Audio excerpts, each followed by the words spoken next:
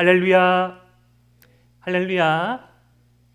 2024년 10월 첫 번째 주 사부 예배 오신 여러분들을 주님의 이름으로 환영하고 축복합니다. 오늘 우리가 함께 드리는 이 예배가 주님께서 기뻐 받으시는 예배가 되며 이 예배 가운데 누리는 이 은혜로 살아갈 수 있는 저와 여러분 되시기를 주님의 이름으로 축복합니다. 아멘. 여러분, 후회라는 것은 좀 좋지 않죠? 근데 저도 후회하는 것을 좋아하고 있지는 않습니다. 싫어합니다. 그런데 지나가면 가장 후회스러운 일들 중에 하나가 뭔가 하면 사랑할 수 있을 때 그 사랑을 하지 못한 것이 많은 후회가 되더라고요.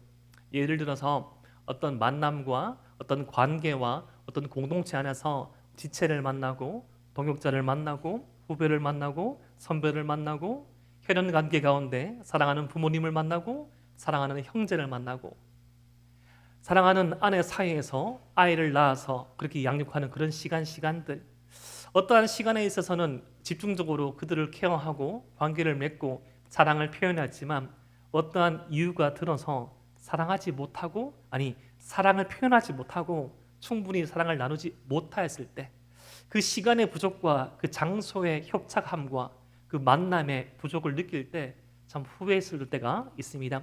사랑하는 에바다윗 청년 여러분, 사랑할 수 있을 때, 사랑하기에도 부족한 이 청년의 시기, 사랑하기에도 부족한 이 젊은 날, 주님의 사랑을 누리며 주님의 사랑을 나눌 수 있는 저와 여러분 되기를 주님의 이름으로 축복합니다. 지난주 우리는 특별히 오늘 이 말씀 가운데 예수님께서 사랑하시는 자 나사로의 죽음과 그 죽음을 이기신 주님의 사랑을 살펴보았습니다.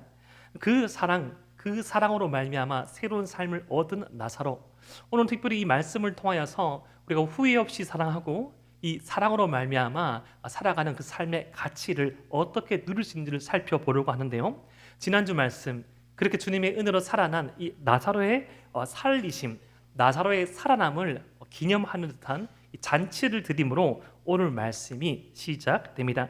특별히 오늘 이 잔치가 벌어지기 전에 우리가 오늘 다 살펴볼 수 없지만 요한복음 11장 53절부터 57절까지는 이 한 사람의 살아남으로 말미암아 그 살아났던 나사로가 위험에 빠뜨려지고 나사로를 살리신 예수님을 죽이려는 종교 지도자들의 음모가 나옴을 오늘 말씀 앞에 말씀인 요한복음 11장 53절부터 57절 말씀에 나옵니다. 여러분, 참 아이러니하죠. 한 사람이 살아났다는 것이 많은 사람들에게 기뻐할 일이고 감사할 일이고 좋아할 일인데 그렇지 못하더라는 겁니다. 여러분, 우리의 삶을 한번 살펴보면 의외로 이 현대인들은, 특히 현대인들의 삶을 살아가는 이 사람 가운데 성도까지도 슬픔에 대한 공감은 조금 가능한데 타인의 기쁨에 대한 공감이 떨어짐을 보게 됩니다. 종종 저희 공동체가 참 사랑이 많고 종종 저희 공동체가 참 나눔이 많고 따뜻한 마음이지만 제가 한두 번 말씀드린 적이 있는데 가끔씩 좀 멀쓱할 때가 있어요. 근데 언젠가 하면 결혼 광고로 앞으로 나왔을 때 이게 우리가 축복성을 부르주기까지 그렇게 저는 여러분들 표정을 다 보고 있잖아요. 그렇게 굳어 있더라고요. 왜냐하면 한 사람의 결혼이 나에게 슬픔이 되는 것이 아니고 기뻐해 주는 것이 어쩌면 그렇게 조금은 기뻐해 주는 표현을 하는 것이 이 공동체로서는 어색할 수도 있다는 생각을 해보았습니다. 어떤 개인의 아픔에 대해서는 좀 공감해 주는 척이 되죠. 왜냐하면 그 아픔은 나도 겪어볼 수 있는 아픔이. 근데 어떤 사람의 어떤 성공이나 어떤 사람의 어떤 일이 풀려감으로 인해서 앞에서는 기뻐해 줄 수 있지만 뒤에서는 왠지 모르는 씁쓸함과 그 공허함이 찾아오는 것이 부족하고 연약한 인생인 것 같습니다. 근데 그러한 이 인간의 특징을 넘어서 예수님 그 존재 자체가 싫어서 예수님께서 살리신 나사로를, 그리고 그 나사로를 살리신 예수님을 접촉하는 사람마다 체포해도 된다는 체포령이 내려집니다. 이러한 상황 가운데 이 베다니 마르다의 집에서, 이 나사로의 집에서 잔치가 열려집니다. 여러분, 제가 지난주에 한번 말씀드렸다시피 베다니는 가난한 사람들이 많이 모여 사는 곳이었습니다.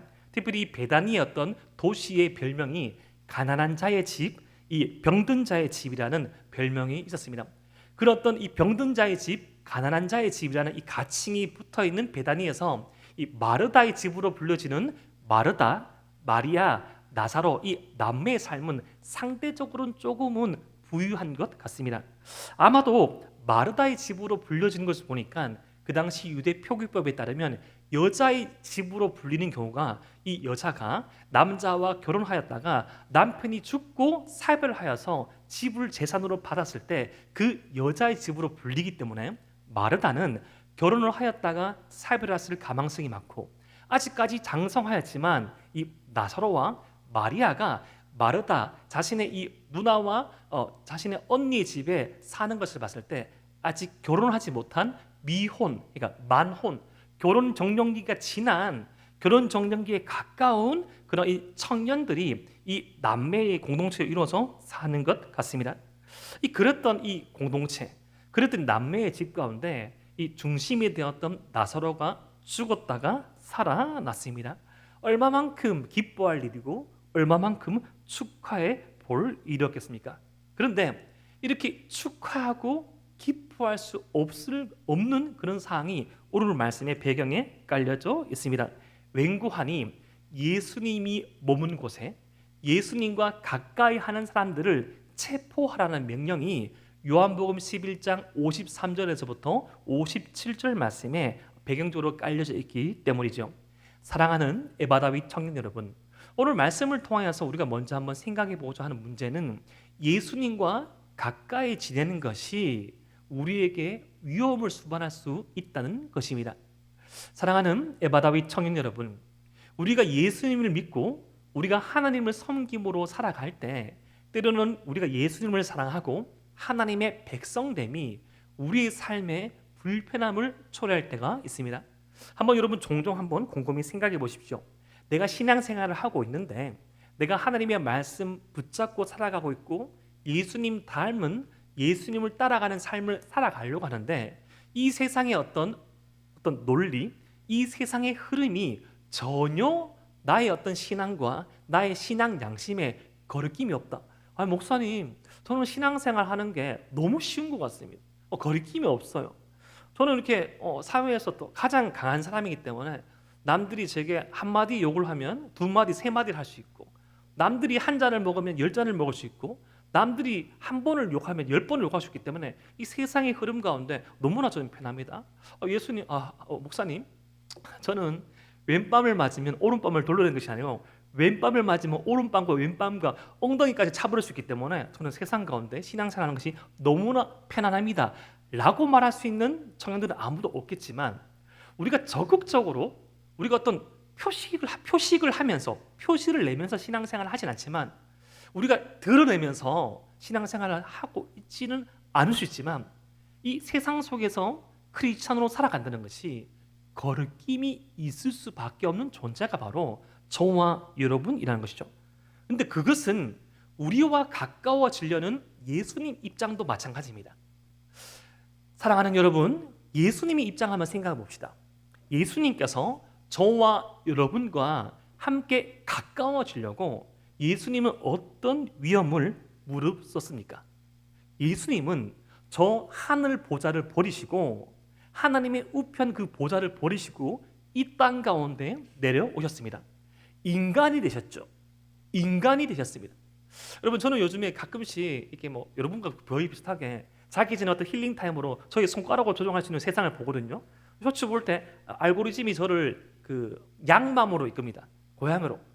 이제 그게 자연스러운 건지 연출된 건지 모르겠지만 어느 날 나는 집사가 되어버렸다 하면서 고양이를 만나는 그런 순간 있잖아요. 냐옹 냐옹 하면서 걔가 이렇게 맨날 이렇게 한 3일씩 같은 곳에 새우깡을 주다가 새우깡 줘도 되는지 안 되는지 모르겠지만 어느새 이 친구가 가게를 넘어오고 이렇게 지나가는 자신의 바지가랑을 잡으면서 냐옹 냐옹 합니다. 근데 대부분 보면 이렇게 기승전결이 있더라고요. 몸에 진드기가 많았습니다. 우리 냥냥이가 숨소리가 고르지 않았어요 하면서 갑자기 계좌물 한번 오르고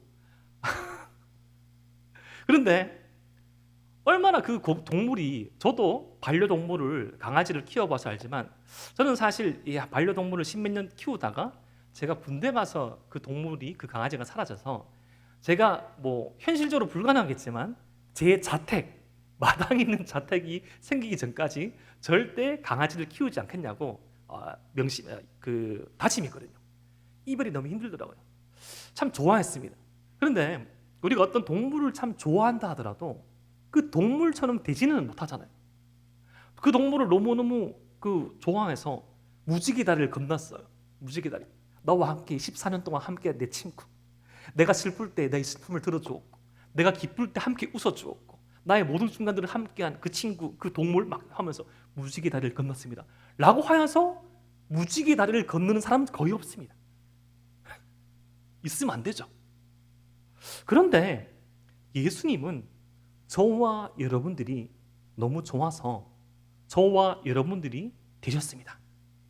여러분, 우리가 인간으로 살아간다는 거, 육체를 입고 살아간다는 것은 시간과 공간의 제약을 받습니다. 유한한 인생인 거예요. 유한한 인생. 예를 들어서 여러분들 통장 잔고에 공이 한 12개씩 찍혔겠지만 12개, 13개, 그냥 농담입니다. 화내지 마십시오. 그렇게 찍혀 있었는데 갑자기 어느 존재와 같아지려고 그 공을 다 떼는 거예요. 다 떼는 거예요. 한 달에 용돈 1,000만 원, 1억씩 쓰다가 10,000원 주면서 살아가라. 그런 삶. 규약이 없었어요. 한계가 없었어요. 제약이 없던 삶을 살아가다가 한계가 있고 규약이 있고 제약이 있는 삶. 그 삶을 선택할 존재가 어디 있겠습니까? 예수님 또한 저와 여러분들과 함께 가까워지기 위해서 예수님 측면에서는 이루 말할 수 없는 위협을 수반하였습니다. 오늘 말씀을 통하여서 예수님께서 저와 여러분들에게 베푸신 사랑, 그 사랑으로 살아갈 우리의 삶 가운데 나타날 사랑의 특징 첫 번째는 따라해 봅시다. 사랑은 두려움을 이긴다. 사랑은 두려움을 이깁니다. 예수님께서 저와 여러분들을 사랑하셔서 그 하늘 보좌를 버리고 이 땅 가운데 내려오셨을 때 두려움을 이기셨습니다. 그 사랑을 아는 마르다와 마리아와 나사로는 예수님을 잡으라는 체포령을 들었지만 그 예수님께 받은 은혜를 나누고 공감하고 영광 돌리기 위한 잔치를 베푸는데 주저함이 없었습니다. 우리가 예수님의 사랑을 알고 그 사랑으로 살아간다면 먼저 우리에게 모든 위험을 물리치시고 다가오신 예수님의 사랑을 만나고 그 사랑으로 두려움을 이길 수 있는 저와 여러분 되시기를 주님의 이름으로 축복합니다. 그렇게 두려움을 이기고 일어난 이 벌어지는 잔치 가운데 일어난 일을 한번 살펴보겠습니다. 요한복음 12장 2절 말씀을 함께 한번 읽어볼까요? 시작. 거기서 예수를 위하여 잔치할 때 마르다는 일을 하고 나사로는 예수와 함께 앉은 자 중에 있더라. 여러분, 이제 이 잔치의 풍경을 한번 상상해 봅시다. 여러분, 마르다란 인물은 항상 이 복음서에서 등장할 때 계속 일을 하는 캐릭터입니다. 여러분, 혹시 우리 청년들 가운데 그리고 또 우리 집사님 가운데 일복이 있는 분이 계십니다. 일이 계속 붙어요. 뭐만 하면 전화하고 좀 체육대회 좀 도와줄래?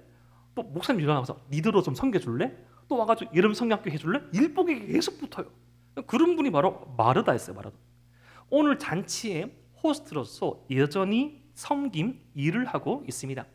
여러분, 혹시 우리 공동체 가운데 마르다처럼 보이지 않는 곳에서 끊이지 않는 섬김의 자리 있다 하더라도 그것으로 말미암아 서글퍼하지 마시기 바랍니다.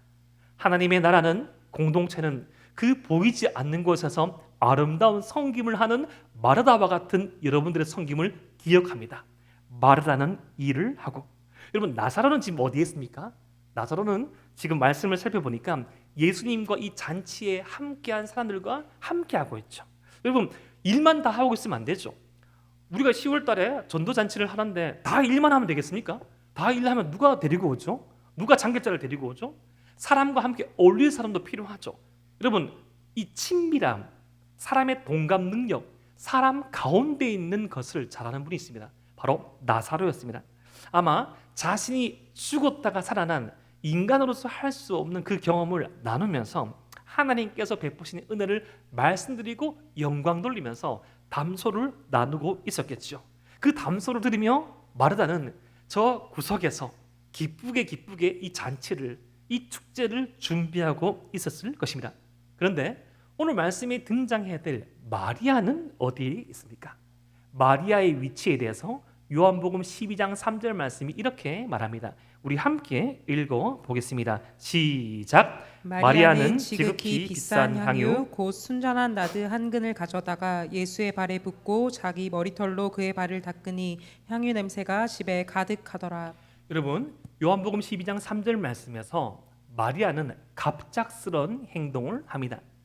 마리아는 갑작스런 행동을 하는데 지금 마리아가 깨트려서 예수님의 발에 부은 향유 옥합, 나드 향유 옥합이라는 것은 당시 결혼을 앞둔 이 자매님들이 결혼 집참금으로 소지하고 있던 것이었습니다.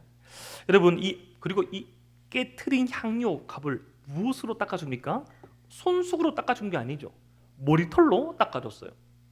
여러분, 혹시 사랑하는 연인의 음식을 머리털로 닦아준 사람이 있습니까? 아무도 없죠. 저희 집의 둘째 은민이는 하지 말라는 행동을 계속 하는 게 하나 있는 게 뭔가 하면 음식이 입에 묻잖아요. 꼭 옷으로 닦아 이렇게. 그러니까 엄마가 막 경악을 해요. 깍 하면서 깍 하면서. 근데 심지어는 가끔씩 지 옷으로 닦는 게 편하다고 지 옷으로 입을 막 닦아주려 하더라고요. 그래서 너무 제가 은민이를 사랑하지만 못하는 게 한 가지 있습니다. 우리 각자의 컵이 있는데요. 은민이는 물을 먹으면 물 먹은 그 자리에서 밥을 다 뱉어요. 무슨 말인지 알아요? 밥이 알이 그대로 나옵니다. 근데 잘못하다가 제가 그 밥을 먹으면 이게 물인지 식혜인지 모르겠어요. 묻죠. 여보, 효정아, 오늘 우리 식혜했어? 아닌데 은민이 물인데? 갑자기 속이 나빠지기 시작합니다. 그리고 우리 은민이는 특징이 하나 있는데 꼭 밥 먹을 때 화장실을 갑니다. 아직까지 초등학생이 아니라서 혼자서 다 뒤처리를 못 하거든요. 저는 우리 은민이를 너무 사랑하지만 밥 먹으면서 중간에 그 뒤처리를 못 해주겠어요. 갑자기 외면합니다. 갑자기 카톡이 안 하는데 그러면서 뒤처리를 해주면 호흡을 멈추고 뒤처리를 해주죠. 뭐 제가 앞서 예를 들었던 이런 행동들은 저희 집안에서 일어나는 일상적인 일이지만 그래도 해줄 수는 있는 일이에요. 그런데 한 여인이 그 여인의 고귀함의 상징인 머리털을 자신의 결혼 적금 비용인 나드 옥합을 깨트려서 그것을 발을 닦아주는 것, 이것은 정말 파격적인 행동입니다. 왜 이런 행동을 마리아가 했을까요? 그 행동에 대한 이유가 7절 말씀이 이렇게 등장합니다.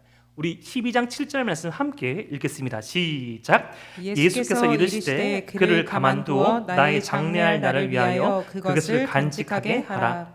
지금 바로 마리아는 예수님의 임박한 죽음을 예비하는 것입니다. 여러분, 이 말씀의 흐름에 따르면 요한복음 앞에 있는 말씀 그리고 이 사건의 배열로 봤을 때 마태, 마가, 누가복음의 이 연대기적인 기록을 보면 앞서 예수님께서 십자가 위에서 죽으시고 부활하실 사실을 최소한 한 번 혹은 두 번은 강하게 강조하여서 제자들에게 말씀하셨습니다. 얘들아, 베드로야, 안드레야, 야고보야, 요하나, 우리 모든 제자들아, 내가 이 땅에 내려온 이유는 기적을 일으키고 눈먼저를 보게 하고 저는 자를 걷게 하고 가난한 자들을 오병이어 기주로 먹이는 그 어떤 기적을 일으키려고 좋은 말씀, 하나님의 말씀을 탁월하게 전하여서 우리의 마음을 시원케 하려고, 그것이 아니라 근원적인 인간의 문제, 이 공허함과 결핍과 이 끊임없는 비교와 가지지 못함으로 말미암아 슬퍼하며 더 가졌지만 만족하지 못하는 인간의 죄의 문제를 해결하려고 너희들이 잘 알고 있는 이 구약의 제사제도, 그 제사제도의 한계를 극복한 완전한 제물. 여러분, 구약의 제사제도에서는 죄를 지은 사람이 자신의 죄를 대신하여서 양이나 염소나 비둘기 혹은 가난한 사람들은 이 가루에게 그 죄를 전가시켜서 그 제물이 죽음으로써 자신의 죄가 사라졌습니다. 여러분, 한 번도 죽이지 못했던 그 양과 염소를 자신을 대신해서 죽이고 피를 뽑고 장기를 분해하고 껍질을 벗기는 그 상황 가운데 이 제의자, 제사를 드리러 나온 사람은 어떻게 생각했습니까? 죄가 이토록 참혹하구나. 그리고 나를 대신해서 죽어가는 이 제물에 대해서 미안한 마음을 가짐과 동시에 이 제물을 바침으로 나의 죄를 용서해 주시는 하나님께 감사한 그 마음으로 하나님의 은혜로 살아가려는 그 마음을 가지겠죠. 하지만 잠시입니다. 그 제사의 잔상이 사라지고 그 제물이 죽어가는 그 비명이 사라지면서 또다시 죄를 반복합니다. 여러분, 우리의 삶을 바꿀 수 있는 순간이 종종 다가옵니다. 이 역변이 아니라 선한 변화를 일으키는 순간 중에 하나가 나의 삶을 향한, 우리의 삶을 향한 어떠한 존재의 순수하고 무고한 희생과 섬김과 그 가치에 밀도를 할 때 우리의 삶은 바뀌죠. 단순히 아는 정도가 아니고 우리를 위하여서, 우리라는 존재를 위해서, 예를 들어서 부모님이, 사랑하는 자가, 나의 선생님이, 영적인 지도자가 쏟아붓는 저 진심과 저 삶과 그 희생이 가치 있으면 가치 있을수록 그것을 깨닫고 깨달을수록 그것을 깨달은 삶의 삶은 바뀌게 됩니다. 여러분, 예수님은 우리와 비교하여서 이 가치가, 이 비교가 안 되는 분이시죠. 누가 우리를 사랑한다 한들 누가 우리를 위해서 죽음으로 그의 사랑을 증명하겠습니까? 무엇으로 우리의 잘못을 되갚을 수 있겠어요?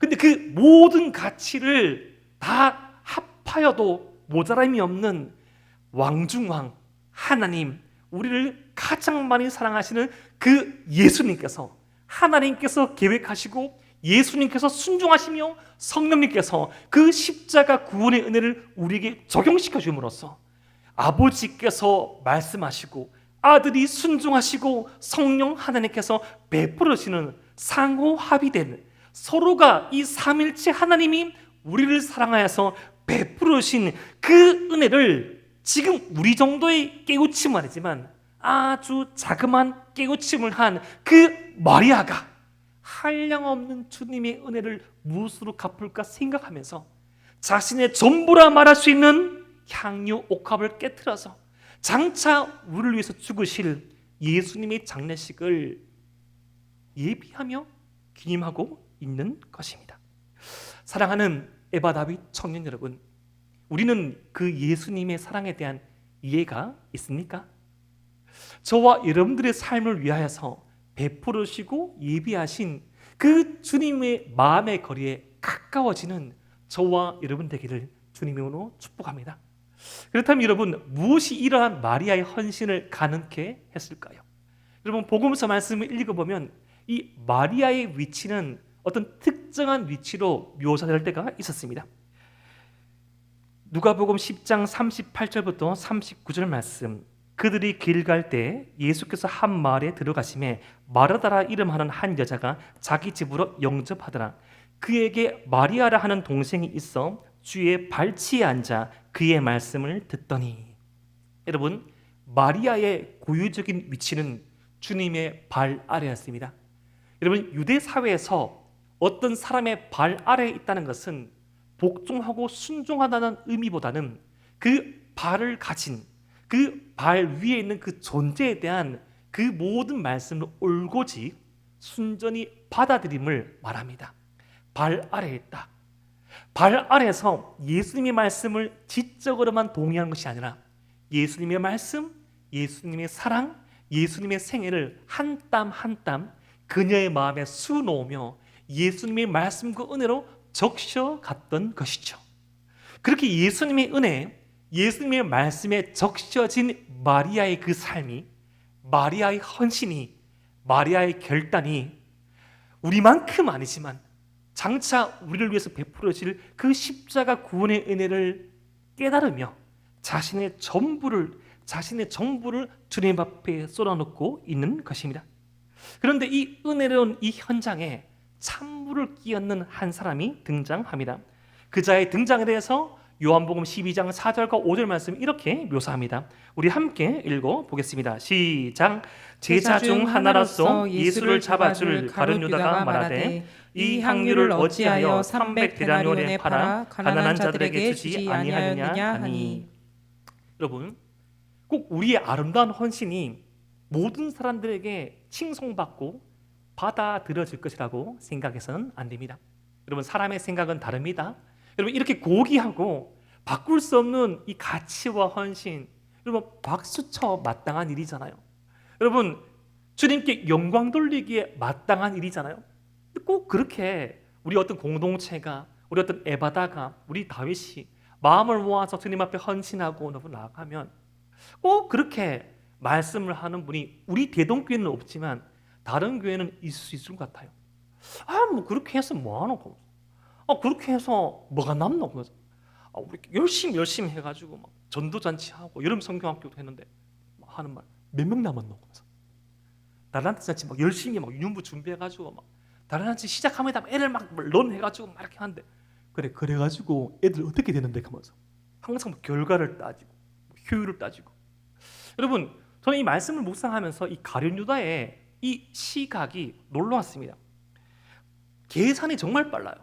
이 향유를 팔아 어찌하여 300데나리온을 팔아 가난한 자들에게 주지 아니하였느냐. 여러분, 사람은 관심 있는 것이 항상 눈앞에 보이기 마련입니다. 사람이 관심이 있고 마음이 있으면 다 기억합니다. 다 기억합니다.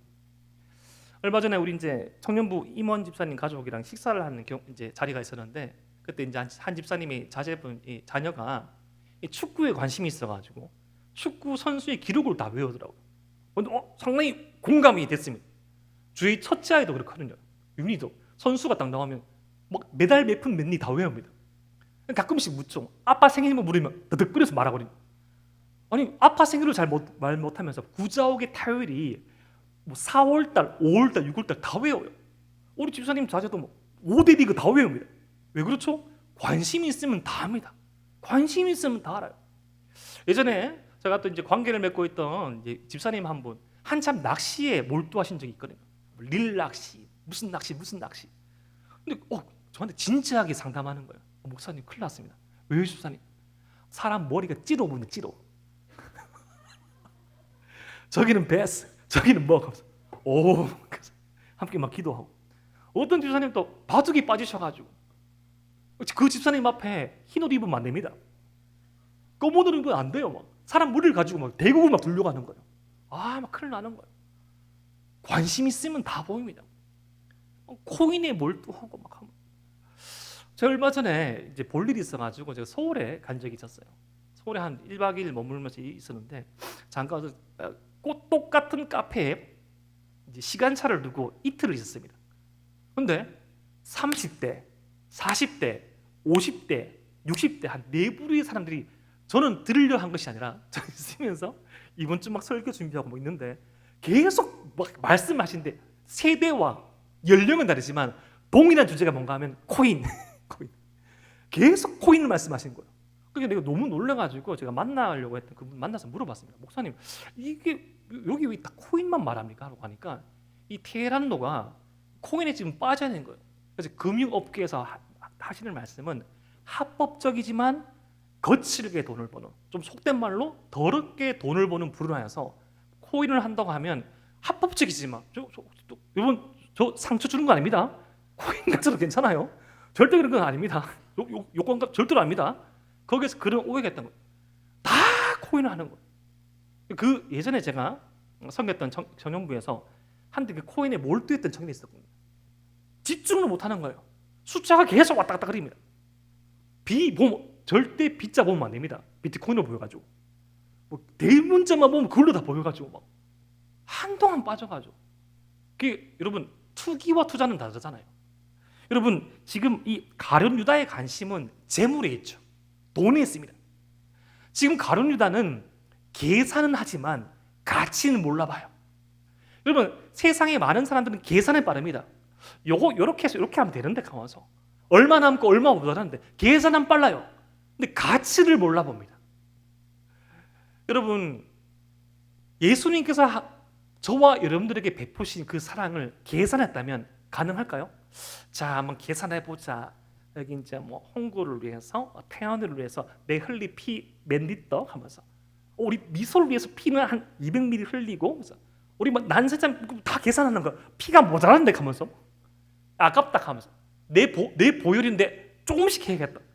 그렇게 계산합니까? 여러분 사랑은 계산하지 않아요. 사랑은 계산하지 않습니다. 사랑은 모든 것을 쏟아 붓습니다. 여러분 이렇게 계산하는 인생은 주님께서 기억하지 않습니다. 이렇게 계산에 능한 인생은 주님께서 생각하지 않아요. 여러분 창세기를 보거나 마태복음의 처음에 보면 족보가 나옵니다. 그 족보에 기록되는 구원 역사에 기록되는 그 사람들은 계산에 능한 사람이 아니었어요. 내가 무엇을 하고 내가 무엇을 남겼고 내가 무엇으로 위대한 일을 했다고 주장한 사람들이 아니라 계산하지 아니하고 주님의 사랑에 올곧이 반응한 자, 주님의 사랑과 헌신 앞에 바보처럼 무지하게 역류하며 주님의 진리를 붙잡은 자들의 이름이 창세기와 마태복음 1장에 명시되어 있습니다. 여러분 혹시 찰스 토마스 스터드라는 인물에 대해서 아십니까? 그는 이 1800년 말에 영국에서 태어났던, 여러분 지금으로 치면 이 손흥민과 같은 이 사람이었습니다. 지금 어떤 축구, 야구, 오타니 그런 사람들 되게 명망에 오르잖아요. 영국의 국기로 취급하는 스포츠가 있으니 바로 크리켓이라는 스포츠입니다. 이 캠브리지 대학을 다니고 있던 이 스터드는 유명한 크리켓 선수였습니다. 우리로 친다면 프리미어리그 선수, MLB의 톱 타자. 그런데 그의 아버지가 D.L. 무디의 선교 집회에 참여했다가 은혜를 받고 이 토마스 스터디 집안을 다 선교에 헌신하게 합니다. 특별히 그는 25세의 나이에 이 막대한 부를 가지고 있던 아버지에게 유산을 상속받고 그 상속받은 유산을 이 캠브리지 7인이라고 명시되어지는 형제들과 함께 중국 내륙 선교에 다 쏟아붓습니다. 그런데 이 우리나라도 그렇고 중국도 그렇고 당시에 왕래하신 선교사님들이 이 흙이 다르고 물이 달라가지고 풍토병을 많이 걸리셨거든요. 풍토병이 걸려가지고 쇠약했던 이 스터드 선교사님이 다시 본국으로 돌아왔다가 이 리버풀이라는 도시에서 한 포스터를 보게 됩니다. 그 포스터의 문구는 바로 이것이었습니다. 식인종들도 선교사를 기다린다. 되게 원색적이죠. 식인종들도 선교사를 기다린다. 이 문구에 가슴이 다시금 움직여서 아픈 몸을 이끌고 53세의 아프리카로 떠났습니다. 이 그가 남긴 시 가운데 유명한 시가 있죠. 오직 한 번뿐인 인생. 이 구절이 되게 유명하죠. 오직 한 번뿐인 인생 속히 지나가리니 그리스도를 위한 일만 영원하리라. 찰스 토머스 스타드. 근데 제가 이 시를 알게 된 이유는 이 선교사님에 대한 책이나 뉴스를 알기 전에 제가 알고 있던 청년을 먼저 만나서입니다. 한 자매가 있었는데 그 자매가 참 찬양할 때 해맑은 가장 천사 같은 자매였어요. 근데 좀 아담하고 마르고 여렸는데 그녀는 어떤 선교 단체에 소속되면서 이 북아프리카나 회국권에 선교를 나갔다 오는 사람입니다. 그 북아프리카에 선교를 갔다가 1년을 이 선교 기간을 채우고 몸이 아파서 다시 들어왔는데 다시금 하나님께서 감동을 주셔서 다시금 회교권으로 선교를 나가겠다고 한 거예요. 여러분 그래 목사라면 거기서 그래 은지야 그래 잘 갔다 온다. 그래 내가 기도할게 이렇게 했는데 좀 말렸어요. 야 뭔 소리 하노? 네 지금 이 병이 나은 지 얼마 됐는데 네 몸도 좀 아껴야지. 아니다 라고 했는데 이 친구가 이 시를 읽는 거예요. 목사님 스터디 얘기를 또 해주면서 오직 한 번뿐인 인생 속히 지나가리니 그리스도를 위한 일만 영원하리라. 그때까지 저는 솔직히 동의하지는 않았습니다. 근데 그 친구가 그렇게 남기고 또다시 1년을 선교를 갔다 왔어요. 그 모습 보면서 참 주님이 은혜로 살아간다는 것이 얼마만큼 힘들면서도 가치 있는 거다 해서 살펴보고 그렇지 못한 저의 삶을 살펴보면서 크나큰 도전을 받았던 적이 있습니다. 오늘 우리가 기억해야 될 사랑의 특징 두 번째는 바로 이것입니다. 사랑은 계산하지 않습니다. 사랑은 헌신합니다. 우리를 위한 사랑을 계산하지 않고 우리를 위한 헌신을 계산하지 않은 그 주님의 사랑을 알고 우리 또한 그 누군가에게 우리의 삶 가운데 계산하지 않는 헌신된 사랑을 할 수 있는 저와 여러분 되시기를 주님의 이름으로 축복합니다. 오늘 이렇게 설교를 준비하고 묵상하면서 제가 마지막쯤에 든 생각과 질문이 있었습니다. 왜 예수님은 이렇게 위험하고 이렇게 불편할 수 있는데 자신을 잡으려는 사람들이 포진하고 있던 베다니를 왜 방문했을까? 무엇이 예수님을 베다니로 이끌었을까? 라는 질문을 던지고 다시금 묵상을 하다가 제가 눈에 띈 구절이 있었습니다. 요한복음 12장 1절부터 2절 말씀.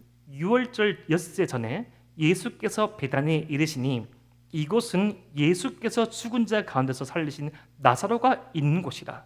거기서 예수를 위하여 잔치할세 마르다는 일을 하고 나사로는 예수와 함께 앉은 자 중에 있더라. 먼저 다시금 다가온 이 말씀이 유월절 엿새 전이라는 말입니다. 여러분, 예수님을 알고 계셨어요. 정확하게 자신이 6일 뒤에는 자신도 한 번도 경험하지 못한 하나님과의 완전한 단절, 죽음의 문턱을 넘어야 된다는 그런 사실을 알았어요. 여러분, 혹시 여러분들은 마음이 힘들고 마음이 어렵고 인생이 흔들릴 때 혹시 찾아가거나 어떤 장소나 그냥 개나게 전화하고 만나고픈 사람 있습니까? 저도 있거든요. 얼마 전에 좀 마음이 불편한 일이 있어가지고, 불편한 일이 있는데 항상 휴일 때마다 아내가 같이 있지만 그날따라 아내가 이제 말레이시아에서 선교를 하시다가 잠시 건강상 이유로 검진을 받으러 오신 이 둘째 체험과 만나러 가서 저 혼자만 휴일에 남게 되었습니다. 제가 단 한 번도 그런 적이 없는데 좀 기도하는 제목이 있고 마음이 힘들어가지고 아내에게 말도 안 하고 무작정 기차를 타고 어느 장소에 갔어요. 먹고 싶은 음식이 생겨가지고 처음이었습니다. 딱 내려가지고 그 공기를 맡고 그 음식을 먹는데 음식은 맛이 없고 공기는 낯선데 그 어떤 장소에 가니까 그 장소에 대한 추억이 있고 베풀으신 주님의 은혜가 있어서 제 마음에 어느 정도 위로와 채워짐이 있는 것을 봤습니다. 언제 시간이 좀 지났어요. 아내가 전화가 왔으면 오빠 어딘데?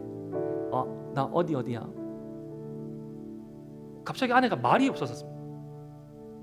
단 한 번도 그런 적이 없었는데 말하지 않고 기차를 타고 어딘가에 갈 수밖에 없었던 제 마음을 공감한 거죠. 때때로 여러분들 부모가 되면 아시겠지만 부모가 되면 괜히 좋은 아빠도 아니고 좋은 남편도 아니지만 막 이렇게 가정에 대한 사랑이 불끈불끈 할 때가 있습니다. 자고 있는 아이들의 작은 발바닥을 볼 때. 저는 제가 어렸을 때 그런 경험이 저 없어서 그런지 모르지만 제가 가장 좋아하는 스킨십 중 하나가 이제 첫째 유민이는 커서 좀 불가한데 둘째한테 아직까지 제일 많이 해달라는 게 안아달라고 많이 하거든요. 그러면 그 친구가 이 더벅머리한 친구가 막 뛰어와서 항상 저한테 안깁니다.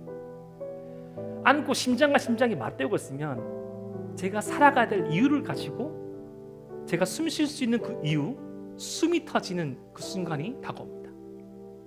여러분들은 잘 모르시겠지만 저는 이 청년 사역을 하면서 이러한 어려움도 있고 저러한 어려움도 있지만 이 숨통이 트이는 순간이 있어요. 여러분들의 진실됨을 볼 때 저는 여러분들이 많은 업적을 남기거나 많은 사람을 전도하거나 목사님 저 이번 주에 성경 200장 읽었어요 화이팅 그런 모습에서 감동받지 않습니다. 자그마한 섬김, 자그마한 일상 가운데 진실된 모습을 봤을 때 주님의 은혜가 뿌리로서 싹 튀어짐을 바라봤을 때 특별히 여러분들의 눈물과 여러분들의 웃음을 보면서 그렇게 청년 사역을 못 끊는 것 같아요. 이것이 나를 숨쉬게 하는 순간이었는데 저도 이 말씀을 묵상해 보니까 예수님을 숨쉬게 하는 그 장소가 있었으니 바로 베다니였던 것입니다. 이유가 있어서 만나는 사람이 아니고 목적이 있어서 만나는 사람이 아니고 사랑을 말할 수 있고 은혜를 말할 수 있고 부담스럽지 않게 밥 한 그릇 하고 커피 한잔 하며 주님의 은혜를 논할 수 있는 곳 베다니, 그것으로 유월절 엿새 자신의 죽음을 앞두고 발걸음이 행했던 것이죠. 그런데 다시금 말씀을 묵상해 보니까 이 잔치가 나사로가 살아나서 벌린 잔치가 아니고 2절 말씀 보니까 예수님을 위한 잔치였다고 명시되어 있습니다. 저는 이 말씀이 이렇게 수고하고 애쓴 예수님을 위한 참된 위로라고 생각했습니다. 예수님은 3년 동안의 공생애를 통해서 항상 베풀고 또 베풀고 또 헌신하고 또 배반당하고 또 눈물 짓고 또 사랑을 베풀어 왔지만 제가 알기에 유일하게 발견한 예수님을 위한 잔치, 제가 알고 있는 유일한 예수님을 위한 헌신, 예수님만을 위한 식사, 예수님만을 위한 시간, 그 시간이 예수님께 얼마만큼 위로가 되고 힘이 되었을까를 생각해 보았습니다. 사랑하는 에바라비 청년 여러분, 저와 여러분들이 함께 신앙생활하는 우리 에바라와 우리 다윗이 주님께 배단위가 되길 소망합시다. 우리가 머물고 있는 가정이, 우리 한 사람 한 사람이 누군가에게 마르다와 마리아와 나사로가 되길 소망합시다. 우리가 오늘 기억해야 될 사랑의 세 번째 특징은 바로 이것입니다. 사랑은 우리를 숨쉬게 합니다. 사랑이 우리를 숨쉬게 합니다. 자신의 죽음을 앞두고 주님의 발걸음을 이끈 그 배단위, 그 배단위에서 위대하고 화려하고 역사의 기록에 남을 그 위인들은 아니었지만 소소하게 일상스럽게 서로 사랑하며 풍족하지 않았지만 주님의 말씀 가운데 살아가던 남매, 그들의 그것을 위해서 진심으로 축하해주는 그 배단위의 사람들, 그것이 예수님의 발걸음이 머물렀듯이 우리의 삶의 그 어떠한 언저리가 우리 에바라빗이 주님께, 그 누군가에게 배단위가 되기를 소망합시다. 비록 우리의 삶에 주님 앞에 깨트려 바칠 옥합 하나 없을지라도, 비록 우리의 삶에 주님께 가치는 헌신과 가치는 삶까지 드릴 수 있는 결단이 없을지라도 지금 이 순간 오늘부터 우리에게 계산치 아니하고 헌신하신 주님의 사랑에 순종함으로 반응할 수 있는 저와 여러분 되시기를 주님의 이름으로 축복합니다.